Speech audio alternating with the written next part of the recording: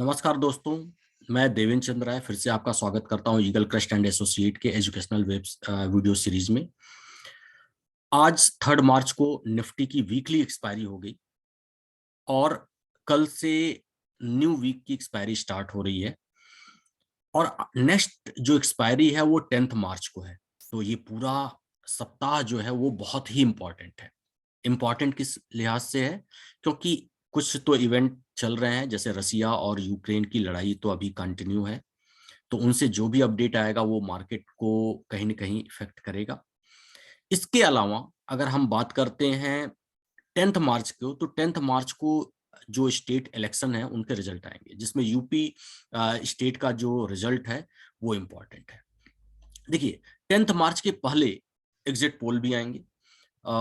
Exit poll मेरे हिसाब से जो मार्केट है वो एग्जिट पोल को फैक्टराइज कर चुकी है कि जो भी अभी तक न्यूज़ चैनल ने दिखाया कि सपा और बीजेपी के बीच में कांटे की टक्कर रहेगी, तो मेरा मानना है एग्जिट पोल भी इसी से मिलता-जुलता रहेगा। उसमें कोई बहुत ज़्यादा चेंजेस होने के चांसेस नहीं है, जो कि ऑलरेडी मार्केट जानती है, उसको फैक्टर कर चुकी है, तो उससे कोई बहुत ज़्यादा मूवमेंट निफ्टी में आने के चांसेस नहीं दिख रहे हैं।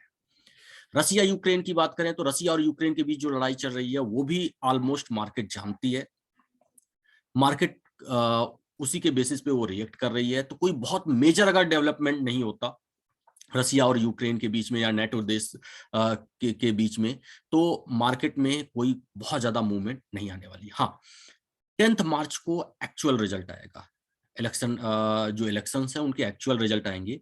वहां पे अगर कुछ जो भी एग्जिट पोल है और जो भी अभी तक प्रेडिक्शन चल रही है उसके अगर अगेंस्ट रिजल्ट आता है, तो मार्केट उसके हिसाब से रिएक्ट करेगी। दैट मीन्स अगर बीजेपी है, बीजेपी को सीट्स बहुत कम मिल जाती हैं, तो वो मार्केट के लिए बहुत नेगेटिव होना चाहिए मेरे हिसाब से।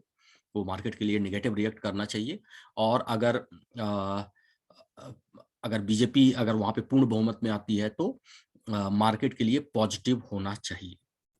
तो ये है जो हमको थोड़ा-सा ध्यान रखने की ज़रूरत है। तो नेक्स्ट वीक हम क्या स्ट्रेटजी रखें, कैसे करें? तो इस पे एक बार ध्यान देते हैं। चलिए, अगर हम बात करें आज की ट्रेडिंग की, तो आज के ट्रेडिंग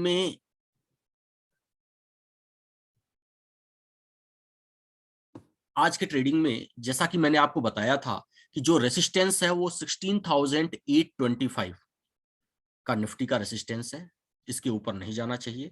और सपोर्ट जो था वो 16,409 का था और निफ्टी आज भी इसी के रेंज में घूमती रही। निफ्टी का जो आज का हाई लगा वो 16,769 का लगा और लो जो था वो 16,443 का लो लगाया। अगर हम बात करें कि कैसे आज की ट्रेडिंग लेनी थी, तो मैंने बताया था कि अगर निफ्टी 16,825 के नीचे है और सेल फॉर्मेशन बनाए, तो आप निफ्टी में सेल कर सकते हैं और 16,825 के ऊपर है और बाई फॉर्मेशन बनाए, तो आप बाई कर सकते हैं इंट्राडे। तो अगर ये देखिए निफ्टी के 15 मिनट का चार्ट है, इसमें 12:30 पे, आज के 12:30 पे निफ्टी ने सेल फॉर्मेशन बनाया और 16,556 के आसपास 558 के आसपास इसने सेल कॉल दिया और फिर उसके बाद निफ्टी ने जो लो लगाया वो 16,443 के आसपास का लो लगाया, लगभग 110 पॉइंट का प्रॉफिट दिया। और अब हम बात करते हैं कि नेक्स्ट वीक कैसे हम ट्रेड लें, क्या लें। देखिए, अभी भी resistance level as it is बरकरार है, support level as it is बरकरार है। रेसिस्टेंस वही 16,825 16,825 बहुत ही क्रूशियल रेसिस्टेंस है। इसको तोड़ने के लिए निफ्टी को बहुत ही ज्यादा मोमेंटम की जरूरत है, तभी वो तोड़ सकती है।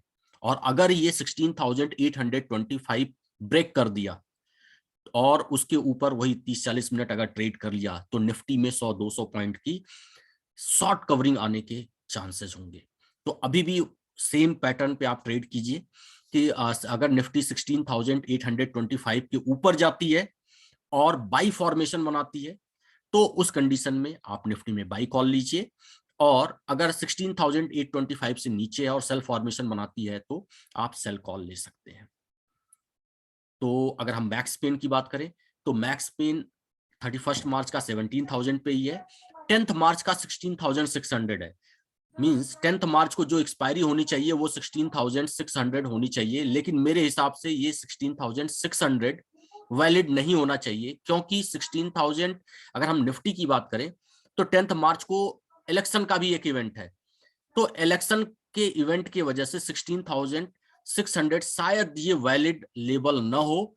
ये 10 मार्च को ये लेवल जो है वो चेंज हो सकता है, क्योंकि 10 मार्च को एक इवेंट है। तो इसीलिए इस पॉइंट को ध्यान में देते हुए ये हम 9 मार्च को डिसाइड करेंगे कि आगे क्या करना है, मींस एक दिन पहले हम डिसाइड करेंगे कि आगे क्या करना है। तो आज के लिए इतना ही, बाकी कल मिलते हैं। Thank you.